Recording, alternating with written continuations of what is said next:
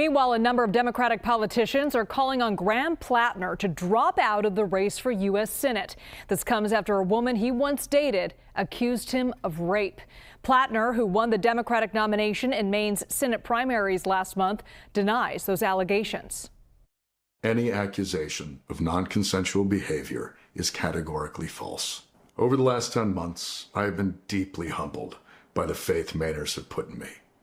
You have welcomed me into your homes, into your places of work, into your restaurants, into your houses of worship.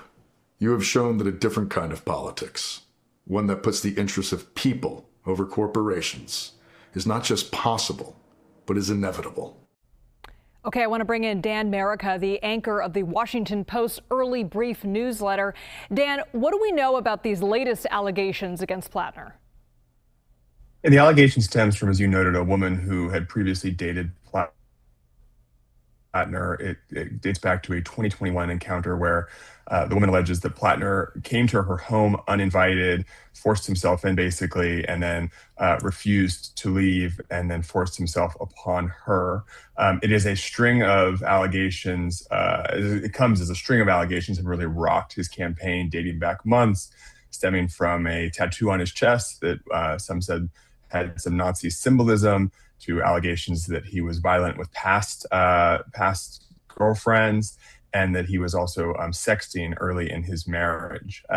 It really has rocked the campaign.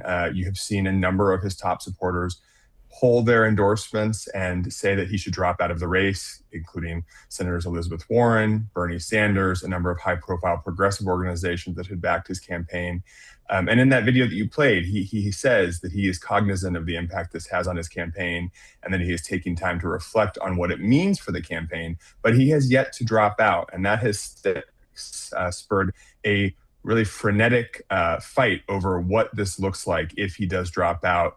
There's a deadline in Maine on Monday that he has to drop out by that date to be replaced on the ballot. If he does do that, it sets off a 2-week scramble where the state party would have to have some process to pick a replacement. All of that would be very messy. It has spurred a lot of infighting between progressives and more establishment figures in Maine and nationally. But it really gets at how important this Senate race is. It is critical for Democrats' long shot bit hopes to take back the Senate. It really is difficult to see them take back the Senate without Maine.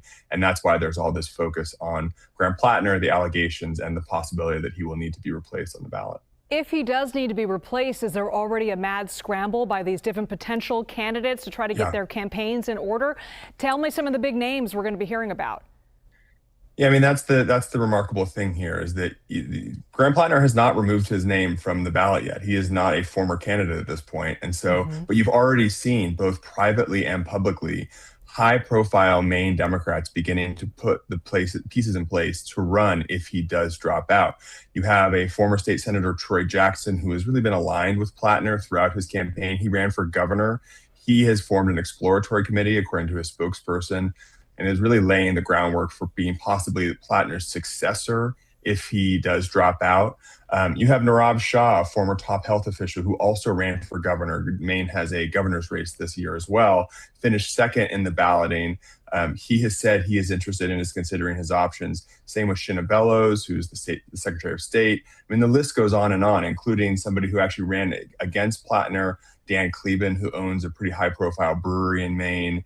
It does seem like he is interested as well. And then there's the Maine person, Maine Governor Janet Mills, who ran against Platner in the primary. She was really the establishment pick to take on Susan Collins in November, but she really failed to capture any momentum, and Graham Platner had, frankly, just much more support from Maine voters. So she ended her campaign before primary day and ended up losing to him in the primary as well. It is unknown what her interest level is. I asked her spokesperson and he didn't get back to me. She would obviously be a top candidate if she was interested, but it remains to be seen whether there is that interest. And it may be too soon to ask this question, Dan, but is the party starting to rally behind any one of those names? I think it is too soon just Okay. because Platner hasn't gotten out yet. I think Yes. the main issue the party confronts right now is they don't know what this process looks like. There are laws that dictate how Platner gets off the ballot and the timeline for that. There are very few laws or guidelines about what a process looks like for naming someone to replace him. And that's where the focus is at this point. I think once Platner gets out, you will start to see kind of the more public scramble of people getting behind their preferred candidate.